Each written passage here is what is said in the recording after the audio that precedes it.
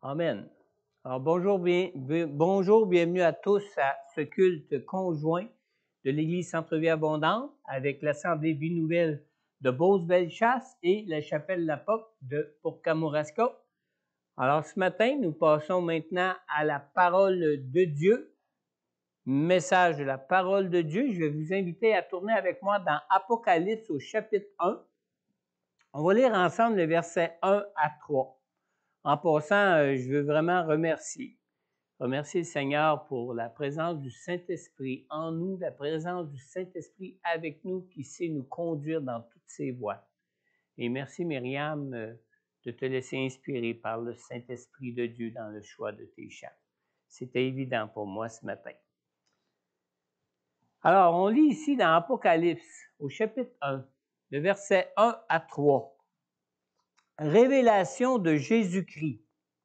Dieu la lui a donnée pour montrer à ses serviteurs ce qui doit arriver bientôt.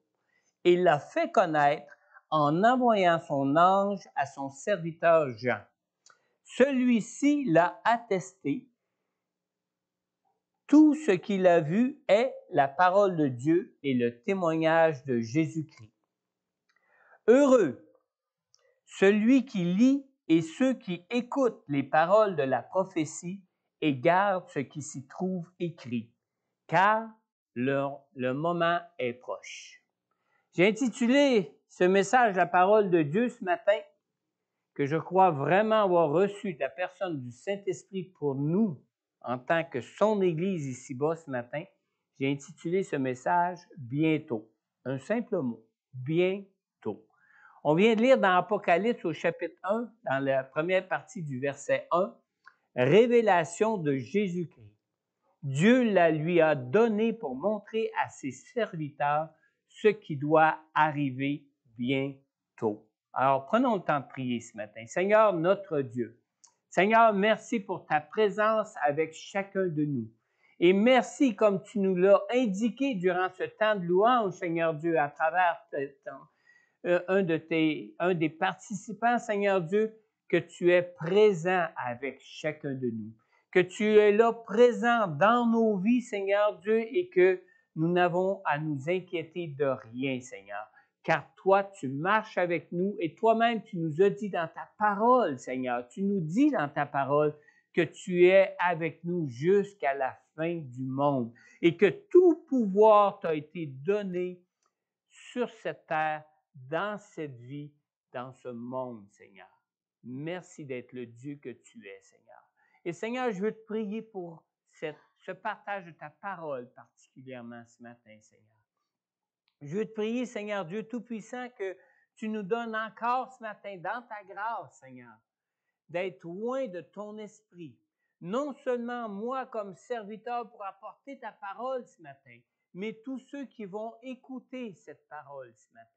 Car c'est cette parole de choses qui va arriver bientôt, Seigneur Dieu, que tu as placé sur mon cœur pour partager avec ton Église ce matin. Seigneur Dieu, je te prie que l'onction de ton esprit qui est l'enseignant qui peut nous enseigner toutes choses parfaitement à chacun de nous selon le besoin de chacun, Seigneur. Que ton Saint-Esprit résigne sur chacun de tes enfants qui vont entendre ce message, Seigneur. Que ton esprit réside sur eux. Que la révélation de ta parole, de ton Saint-Esprit, Seigneur Dieu, concernant les plans de vie que tu as pour chacun de nous, Seigneur Dieu, concernant le plan que tu as pour ce monde, Seigneur Dieu, que tu es en train de sauver et dans lequel tu interviens jour après jour, Seigneur Dieu, que ces révélations puissent devenir claires à notre esprit, Seigneur. Père, je te le demande, ô Dieu, dans le nom puissant de Jésus, Père, de ton Fils Jésus, qui est mort pour nous à la croix, afin que nous puissions être sauvés par toi, Seigneur. En ton nom, j'ai prié, Père. Amen. Amen. Amen. Vous savez, on vient de lire les 3 premiers versets du chapitre 1 du livre de l'Apocalypse. Le livre de l'Apocalypse nous parle de la révélation que l'apôtre Jean a reçue alors qu'il se trouvait exilé sur l'île de Patmos. Les révélations données par Dieu dans le livre de l'Apocalypse s'adressent à ceux qui croient au Seigneur Jésus. Ça ne s'adresse pas à n'importe qui. Ça s'adresse à ceux qui croient au Seigneur Jésus. On a lu au verset 1, le verset 1 qui nous dit en résumé, révélation donnée, et donnée dans quel but? Donnée pour montrer à ses serviteurs. On ne peut être serviteur de Dieu si on n'est pas un croyant en Jésus-Christ. Croire en Jésus pour être de ses serviteurs implique avant tout de croire en sa parole. Jésus lui-même est la parole de Dieu qui est venue vers nous. On ne peut pas avoir la prétention d'être des serviteurs de Dieu lorsque nous vivons notre vie sans nous référer aux révélations que Dieu nous donne dans sa parole. Dans Jean chapitre 8 au verset 31, on lit ici, « Alors Jésus dit aux Juifs qui avaient cru en lui, « Si vous demeurez dans ma parole, vous êtes vraiment mes disciples. » Le livre de l'Apocalypse contient particulièrement des révélations de Dieu, des révélations qui nous sont essentielles lorsque nous cherchons à servir le Seigneur dans nos vies. Pardon. Mais toutes ces révélations demeurent souvent incomprises et même incompréhensibles pour beaucoup de croyants de notre époque. Nous vivons présentement des temps que tous, en général, reconnaissent comme étant des temps difficiles. Nous sommes à une époque que plusieurs même qualifient cette époque comme étant des temps de la fin. Pourtant, la plupart de ceux qui disent que nous sommes à l'instant même du retour annoncé de Jésus, ces gens admettent souvent que le livre de l'Apocalypse demeure un livre mystérieux pour eux. Il est essentiel d'être à l'écoute de la parole de Dieu. Il est essentiel de nous nourrir de la parole de Dieu pour ne pas être à la merci de tout ce qui est dit concernant les événements que nous pouvons traverser maintenant. Dans 2 Thessaloniciens, je vais vous inviter à tourner avec moi parce que vous ne l'aurez pas tout ici à l'écran. On va lire 5 versets de 2 Thessaloniciens, chapitre 2. 2 Thessaloniciens. On lit au chapitre 2. On va lire à partir du verset 1 à 5. On lit ici. En ce qui concerne le retour de notre Seigneur Jésus-Christ et notre rassemblement auprès de lui, nous vous le demandons, frères et sœurs. Ne vous laissez pas facilement ébranler dans votre bon sens, ni troubler par une révélation, par une parole ou par une lettre qui semblerait venir de nous, comme si le jour du Seigneur était déjà là. Que personne ne vous trompe d'aucune manière. En effet, il faut que l'apostasie arrive d'abord et qu'apparaisse l'homme de péché, le fils de la perdition, l'adversaire qui s'élève contre tout ce qu'on appelle Dieu ou qu'on adore. Il va jusqu'à s'asseoir comme Dieu dans le temple de Dieu en se proclamant lui-même Dieu. Ne vous rappelez-vous pas que je vous disais cela lorsque j'étais encore chez vous? Au verset 2, on a bien lu ici, « Ne vous laissez pas facilement ébranler dans votre bon sens, ni troubler par une révélation, par une parole ou par une lettre qui semblerait venir de nous comme si le jour du Seigneur était déjà là. » Vous savez, tous les événements que nous vivons et tous les événements qui restent encore à venir dans ce monde nous sont déjà révélés par Dieu dans sa parole. Le père du mensonge, vous savez, ne cesse jamais d'essayer de détourner les enfants de Dieu de la vérité. L'ennemi de nos vies s'acharne sans cesse à nous garder captifs en nous détournant de la vérité. Moi, j'ai accepté Jésus comme Sauveur et Seigneur dans ma vie en 1986. Les vieux chrétiens comme moi vont se rappeler le genre de mensonges que l'ennemi répandait au milieu des années 80 parmi nous. À cette époque, certains chrétiens affirmaient que le Seigneur était pour revenir en 1988.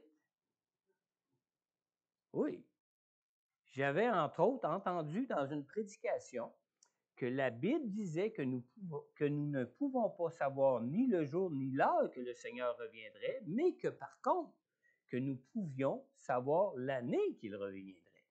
Et même qu'à cette époque, on avait écrit un livre basé sur la parole de Dieu, qui était intitulé 88 raisons pour lesquelles Jésus va revenir en 1988. Les vieux chrétiens comme moi vont s'en souvenir. Aujourd'hui, nous sommes en 2022 et Jésus n'est toujours pas encore revenu. Pourtant, ceux qui affirmaient que Jésus reviendrait en 1988 appuyaient leur conviction sur des versets de la parole de Dieu. Vous savez, le père du mensonge ne cesse jamais non plus d'essayer de garder les croyants sous la menace et dans la peur, comme si Dieu nous avait laissés seuls à nous-mêmes pour combattre dans ce monde de ténèbres. Plus nous nous laissons être dominés par la peur, moins nous sommes aptes, moins nous sommes libres de servir le Seigneur dans cette vie comme il nous appelle à le faire.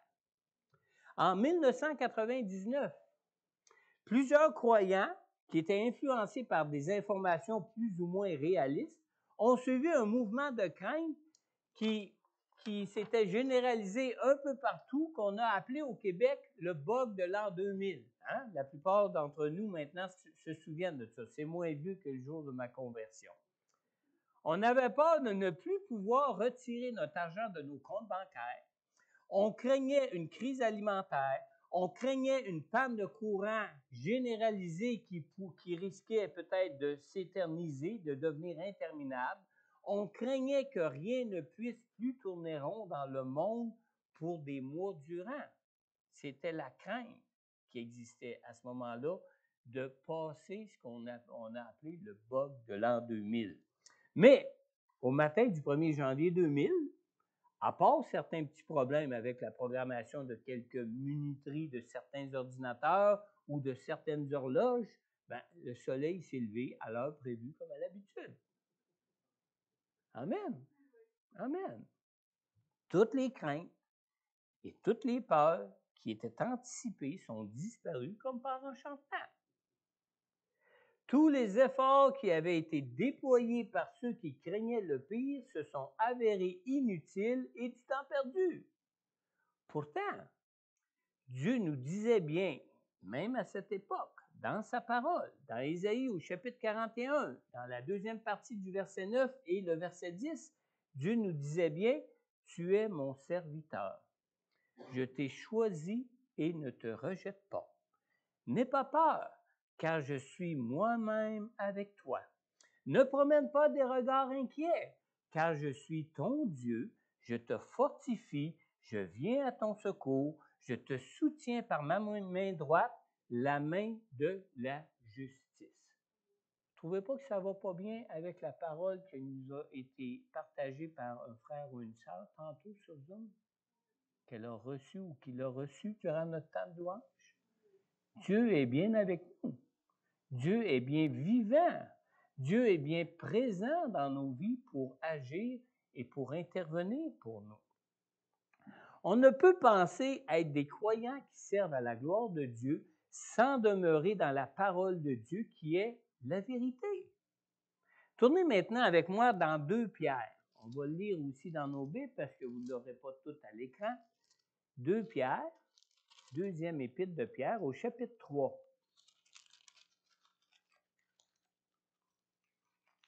On va lire à partir du verset 10, le verset 10 à 18. Deuxième épître de Pierre, au chapitre 3, à partir du verset 10. On lit ici. Suivez bien avec moi dans vos Bibles. Le jour du Seigneur viendra comme un voleur dans la nuit. Ce jour-là, le ciel disparaîtra avec fracas. Les éléments embrasés se désagrégeront et la terre, avec les œuvres qu'elle contient, sera brûlée. Puisque tout notre monde doit être dissous, combien votre conduite et votre piété doivent-elles être saintes? Attendez et hâtez la venue du jour de Dieu, jour où le ciel enflammé se désagrégera et où les éléments embrasés se fondront. Mais nous attendons, conformément à sa promesse, un nouveau ciel et une nouvelle terre où la justice habitera.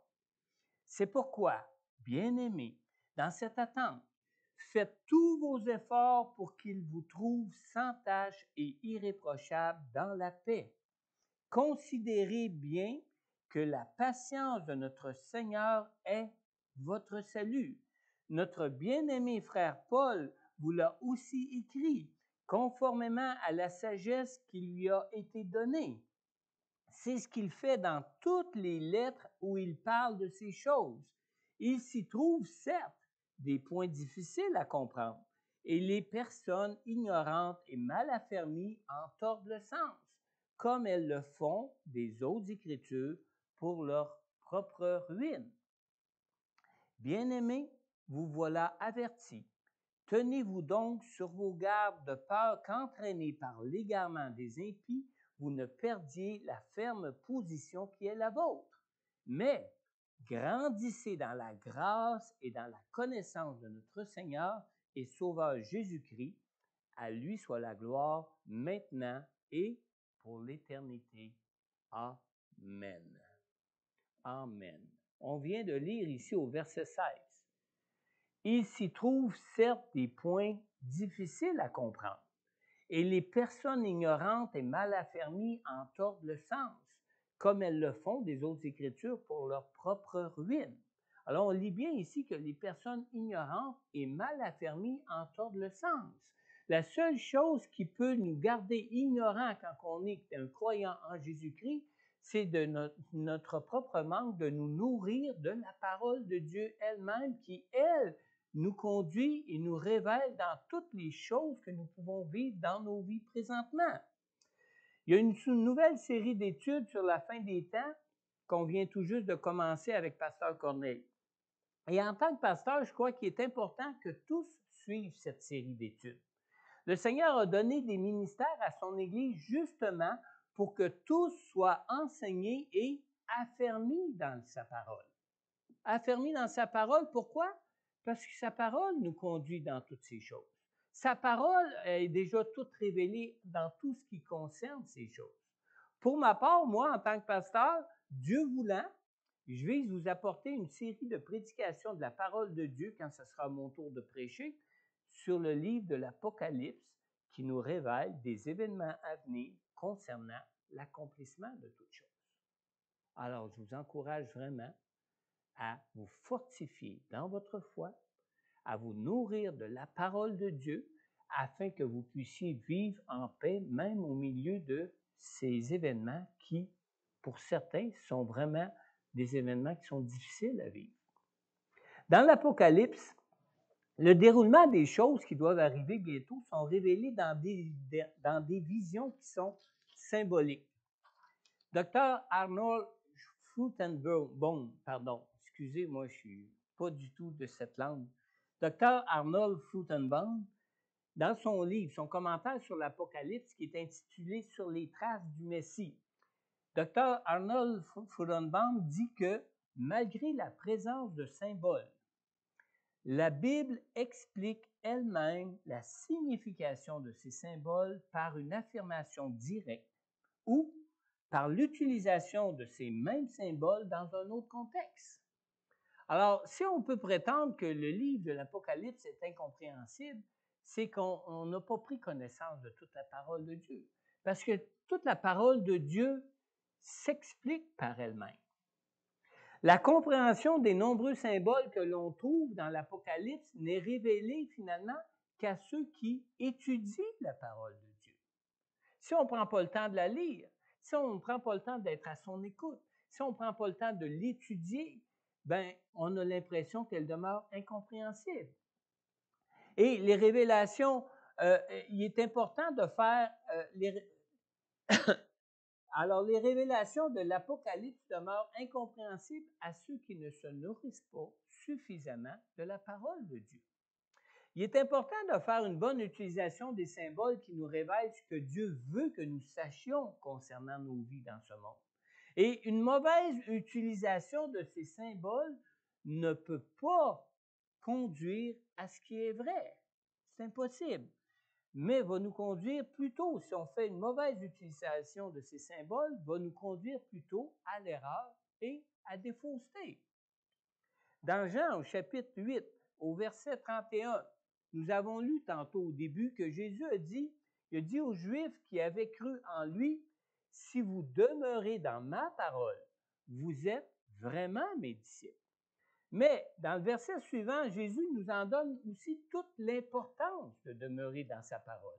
Au verset 32, Jésus dit, « Vous connaîtrez la vérité et la vérité vous rendra libre. » Je suis certain que pour plusieurs d'entre vous, vous l'avez dit avant que je le dise, même, tellement qu'on connaît ce verset.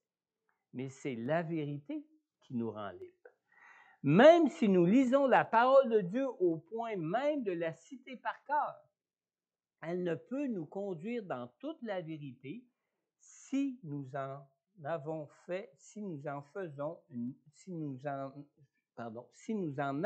une mauvaise compréhension ou si nous en faisons un mauvais usage.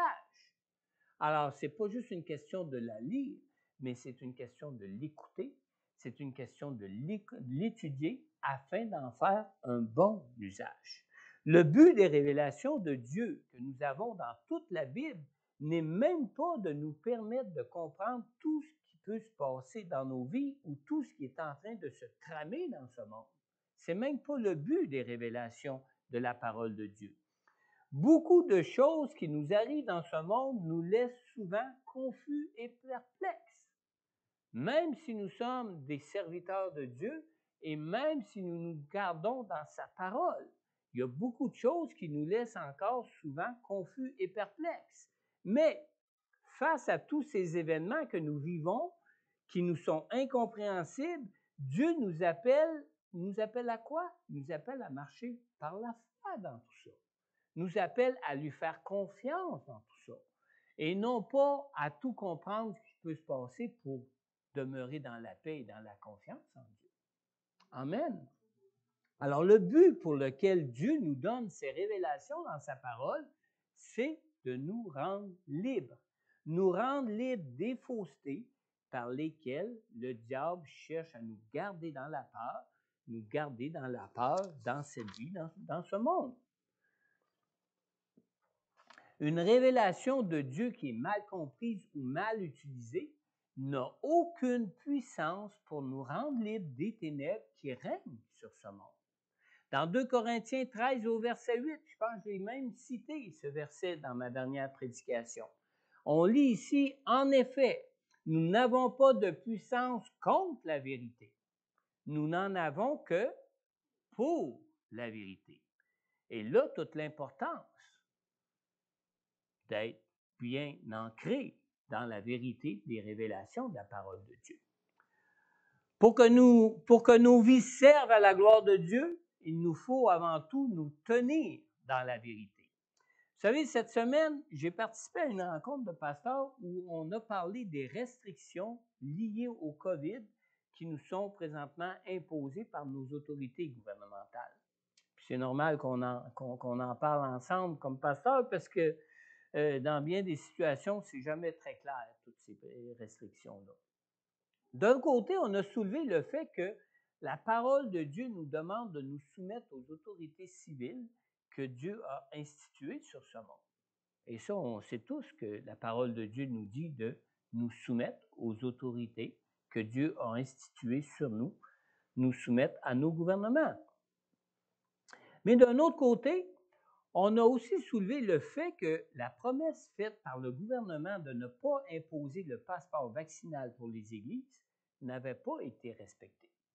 Parce que nous savons, dans les associations d'églises dans lesquelles nous travaillons en tant qu'Église, nous savons qu'il y avait eu une entente l'automne dernier ou au cours de l'année dernière, en tout cas, avec le gouvernement, où ce que le gouvernement avait promis aux églises de ne jamais imposer le passeport vaccinal aux églises. Et ça n'a pas été respecté. Et c'est un fait. On a donc mentionné que si nous ne nous défendions pas pour faire respecter ce qui nous avait été promis, que l'Église risquait par la suite de perdre de ses droits acquis. Et ça aussi, peut-être que ça peut être vrai. Mais du point de vue de ce monde, c'est une crainte qui est tout à fait légitime. Quand on est des gens du monde, hein, on est dans des démocraties et on veut se faire entendre quand on n'est pas content avec les décisions du gouvernement. Et c'est normal. On fait partie de ce monde. Mais si nous croyons en Dieu, si nous nous tenons selon le point de vue des révélations de Dieu que tout croyant devrait connaître, ben on doit se poser la question, est-il normal de devoir craindre ce monde et les événements à venir? Non. On n'a aucune raison de les craindre. On les connaît déjà. Et on sait et on connaît la fin de toutes ces choses. Le déroulement des événements concernant l'accomplissement de l'histoire de ce monde nous a déjà été donné, particulièrement dans le livre de l'Apocalypse. Personne ne peut prétendre pouvoir en changer quoi que ce soit, surtout si l'on cherche à demeurer dans la vérité. Amen. Le livre de l'Apocalypse se termine avec ces versets qu'on trouve dans Apocalypse 22, les versets 18 à 20, qui nous disent, au verset 18, « Je le déclare à toute personne qui écoute les paroles de prophétie de ce livre. Si quelqu'un y ajoute quelque chose, Dieu lui ajoutera les fléaux décrits dans ce livre. » Au verset 19, Apocalypse 22, « Et si quelqu'un enlève quelque chose aux paroles du livre de cette prophétie, Dieu enlèvera sa part de l'arbre de la vie et de la ville sainte décrits dans ce livre. » Et finalement, le verset 20 de Apocalypse 22, « Celui qui atteste ces choses dit, oui, je viens bientôt. Amen. Viens, Seigneur Jésus. » Alors, le livre de l'Apocalypse se termine avec ces versets. Mais, bien que nous puissions prendre garde de rien n'y retirer, ni rien n'y ajouter, cela ne nous permet pas pour autant de faire usage à notre guise des événements qui sont décrits dans ce livre. Parce que ces événements qui sont décrits dans ce livre vont arriver quoi que l'on fasse, quoi qu'il arrive. Amen. Connaître et étudier le livre de l'Apocalypse comporte une promesse de bénédiction de Dieu. Ah, merci de notre Dieu soit un Dieu de grâce et de bénédiction comme nous pouvons le connaître. Dans Apocalypse, au chapitre 1, on a lu au verset 3, nous lisons « Heureux celui qui lit et ceux qui écoutent les paroles de la prophétie et gardent ce qui s'y trouve écrit, car le moment est proche. » Alors, le Seigneur est avec les croyants qui gardent sa parole. La Bible compte, vous savez, la Bible compte beaucoup de promesses de Dieu qui sont inconditionnelles.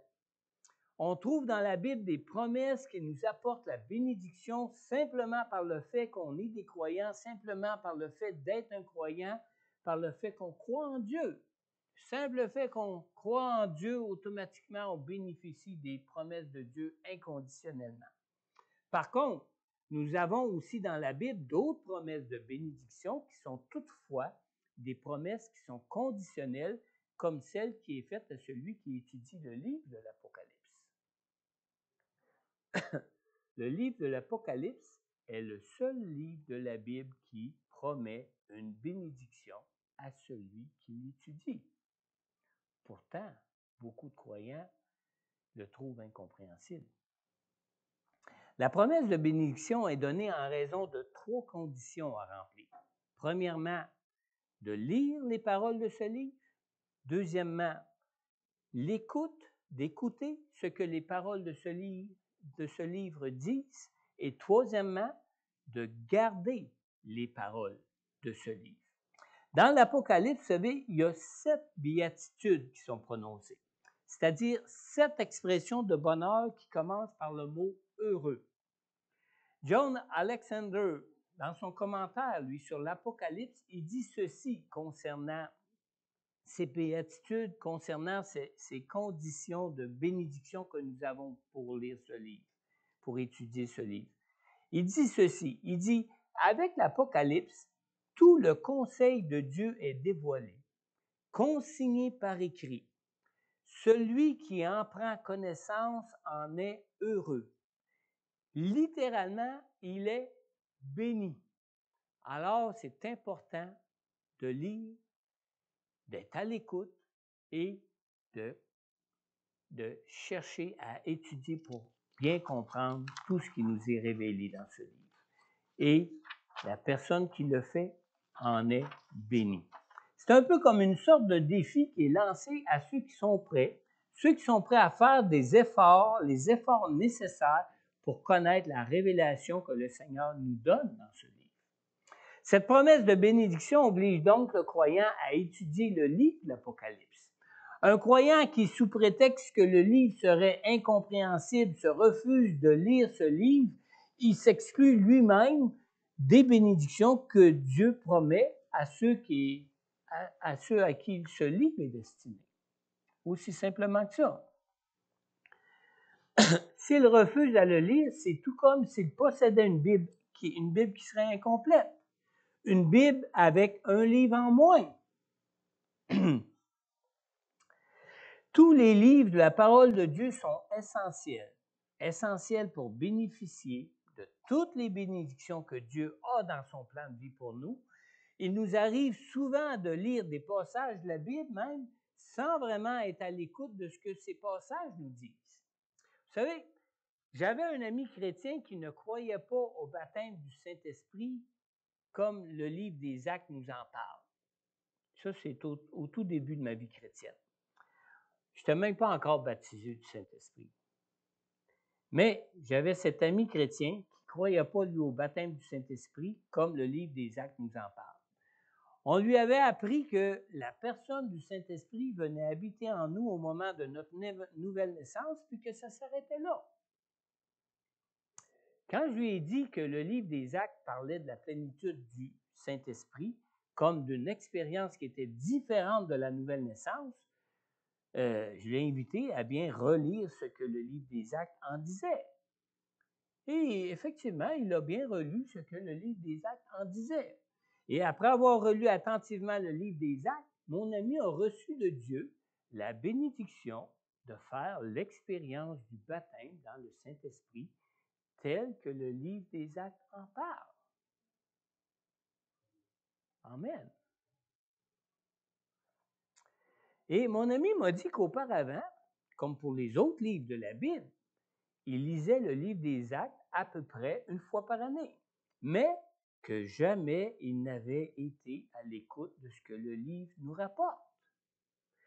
Il m'a même dit qu'il aurait pu complètement enlever le livre des Actes de sa Bible et que ça n'aurait fait aucune différence pour lui, pour sa vie en tant que croyant. Alors, lire la parole de Dieu, c'est une chose. Être à l'écoute de la parole de Dieu, c'est une autre chose. Mais encore mieux, d'en étudier toute la teneur, c'est encore mieux. Amen. Toute la parole de Dieu est essentielle aux croyants pour croire et pour s'approprier toutes les bénédictions que Dieu veut pour nous dans nos vies. Et le livre de l'Apocalypse l'est encore plus particulièrement, parce que c'est le seul livre de la Bible qui promet une bénédiction à celui qui l'étudie. Amen.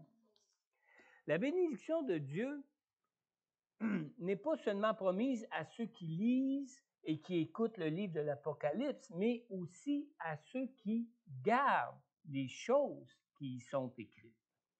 Apocalypse 1 au verset 3 nous dit « Heureux celui qui garde ce qui s'y trouve écrit, car le moment est proche. » Ici, le mot qui est traduit par « garde » signifie aussi « observer » dans le sens de regarder attentivement, d'être attentif. Après avoir lu et écouté l'enseignement du livre de l'Apocalypse, le croyant devrait donc aussi surveiller le déroulement des choses qui y sont révélées, c'est-à-dire surveiller l'actualité dans laquelle nous pouvons vivre. il est important d'être vigilant en ce qui concerne l'accomplissement des événements que Dieu nous révèle. Et Jésus adresse justement la même recommandation en ce qui concerne l'événement de son retour sur terre. Dans Matthieu au chapitre 24, on lit au verset 42, Jésus dit « Restez donc vigilants, puisque vous ignorez à quel moment votre Seigneur viendra. » Et dans Matthieu 25, aussi au verset 13, Jésus nous dit aussi « Restez donc vigilants, puisque vous ne savez ni le jour, ni l'heure, et vous ne pouvez même pas savoir l'année, où le Fils de l'homme viendra. » Amen. Être vigilant signifie de ne pas nous laisser endormir par le temps qui passe.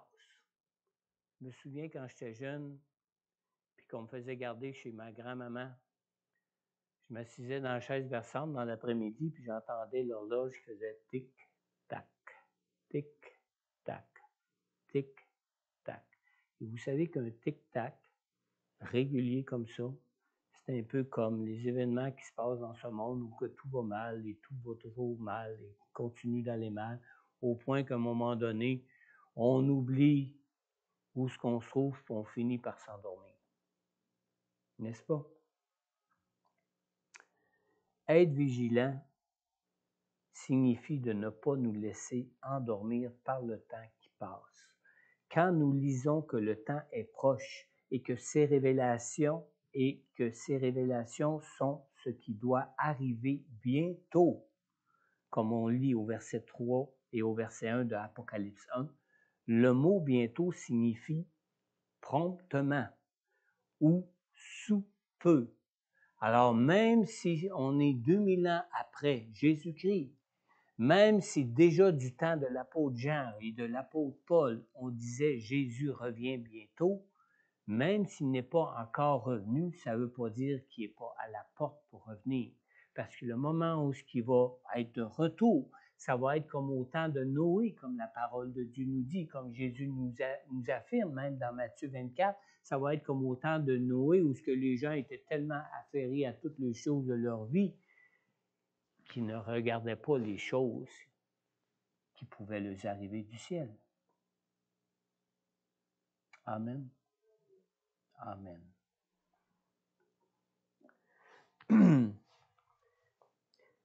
Le terme « bientôt » n'implique pas nécessairement des événements proches sur le point de se réaliser.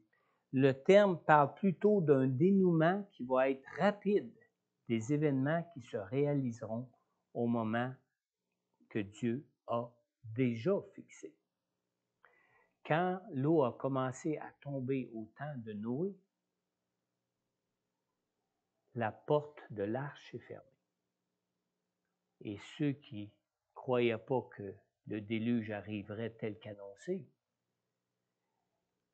ceux qui étaient distraits par toute autre chose de leur vie, il était déjà trop tard pour eux.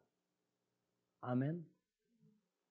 Apocalypse 1, on a lu au verset 3, « Heureux celui qui lit et ceux qui écoutent les paroles de la prophétie et gardent ce qui s'y trouve écrit, car le moment est proche. » Je vais inviter Myriam maintenant à s'approcher. Vous savez, tous les événements qui se déroulent présentement, qui nous causent ces craintes dans nos vies, tous ces événements qui nous causent ces craintes, c'est normal.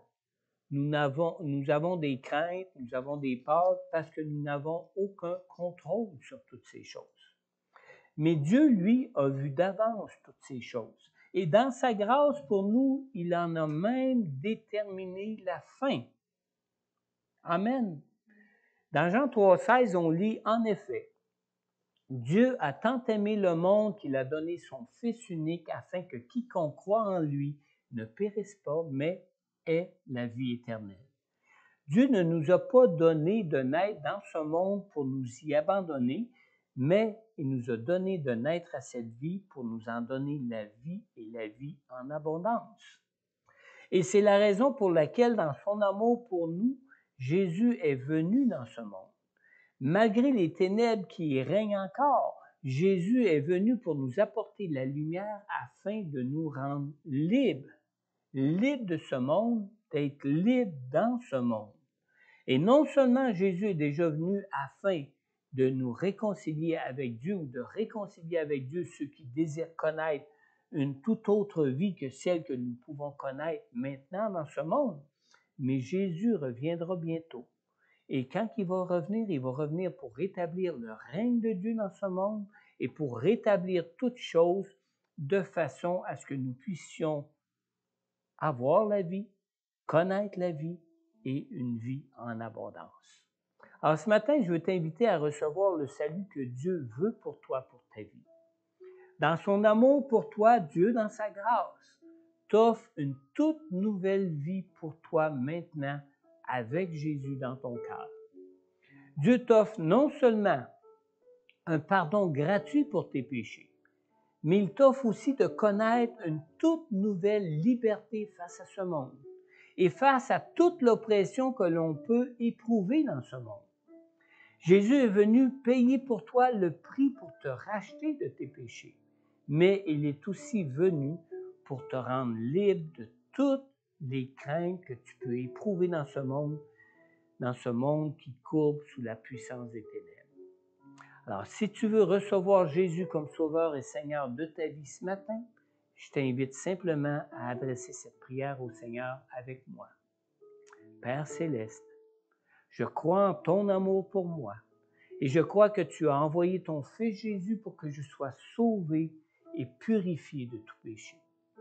Seigneur Jésus, je crois que tu t'es sacrifié dans ton amour pour moi en payant à ma place à la croix le prix pour que je sois racheté de ce monde de pécheurs. Je reconnais que je suis moi-même un pécheur et que j'ai besoin de la personne de ton Saint-Esprit pour vivre par la foi en toi une toute nouvelle vie avec toi. Seigneur Jésus, je t'ouvre maintenant tout mon cœur. Je te prie, Seigneur, d'entrer maintenant dans ma vie. Père céleste, merci de me pardonner pour tous mes péchés. Je te remercie, Père, pour ton Fils Jésus, qui est mort pour moi et que tu as ressuscité d'entre les morts pour moi, afin que je puisse avoir la vie. Amen. Si tu écoutes l'enregistrement de ce message, que tu as adressé cette prière à Dieu, ou peut-être tu es en train d'écouter ce message chez toi à la maison, si tu as fait cette prière pour la toute première fois de ta vie, n'hésite pas à prendre contact soit avec moi, soit avec Pasteur Corneille, selon ce que tu préfères.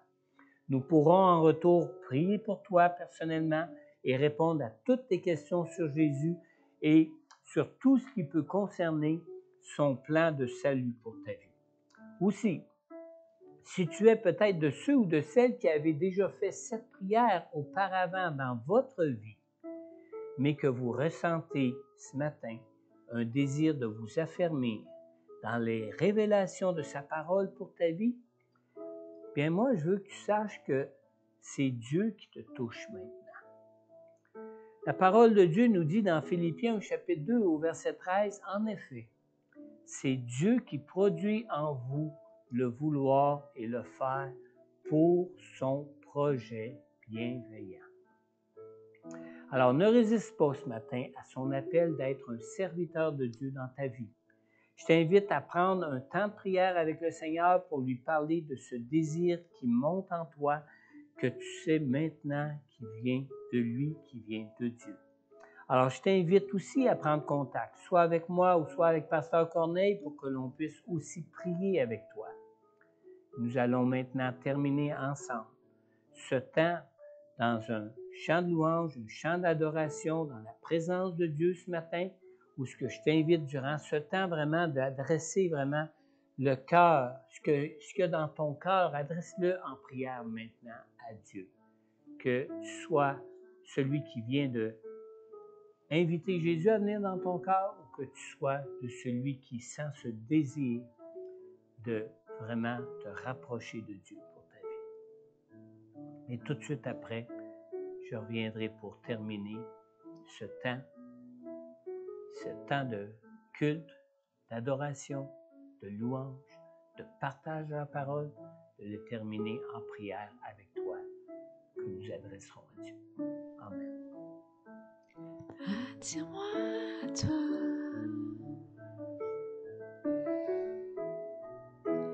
Ne me laisse pas.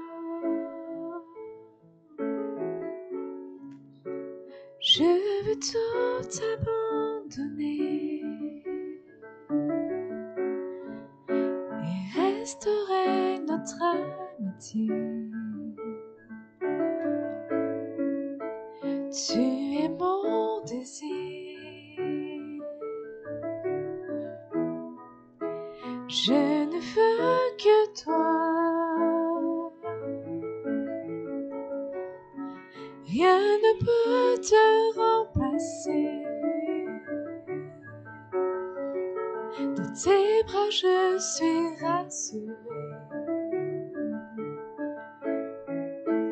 Montre-moi la voie qui me ramène à toi. Tu es tout pour moi.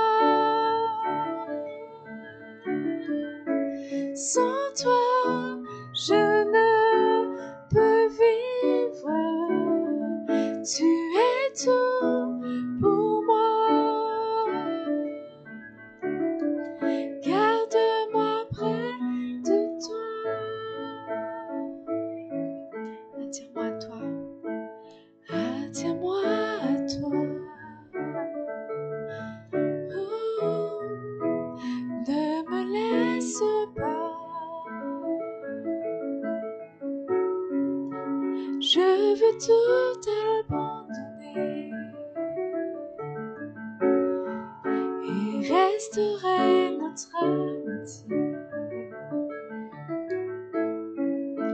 Tu es mon désir. Je ne veux que toi. Rien ne peut te remplacer.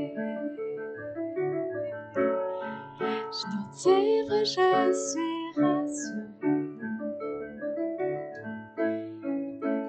Montre-moi la voie qui me ramène à toi. Tu es tout pour moi. Sans toi, je ne peux vivre. Tu es tout pour moi. Garde-moi près de toi. Tu es tout pour moi. Sans toi, je ne peux vivre. Tu es tout pour moi.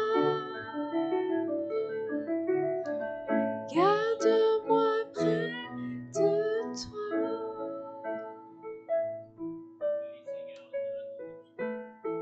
Père éternel, Seigneur Jésus, mon Sauveur, Esprit Saint de Dieu, Dieu Tout-Puissant, Seigneur Dieu, garde-nous près de toi, Seigneur.